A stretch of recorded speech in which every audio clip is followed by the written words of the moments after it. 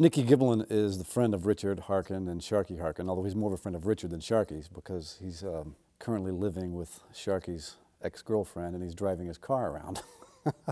Although I don't think he's wise to the fact until this evening that it's actually Sharky's car.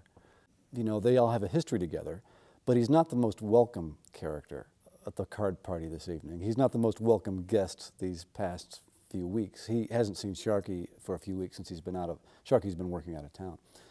But in the meantime, of course, Nicky has, moved in with a girlfriend. And I don't think Nicky is entirely, well, at all. I don't think Nicky is at all aware of this kind of ill will against him.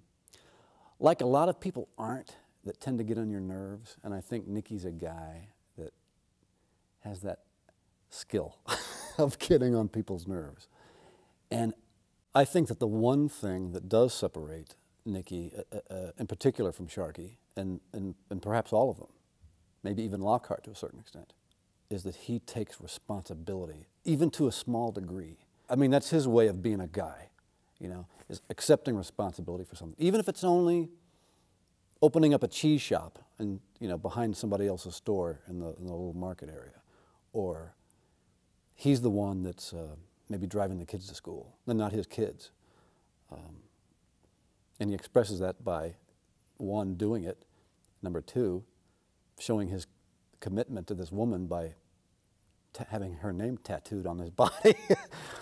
But I mean, to him, it's a real thing. I mean, I think it is. The difference is that despite all these really obnoxious things about him, he's a guy that has endured and chosen to endure some responsibility. I mean, I don't know whether that's really playable, but because it's more of the facts of the character in the story. And he's the guy that, he happens to be the guy that shows up that day, 2 days after Sharky's been trying to get off the sauce.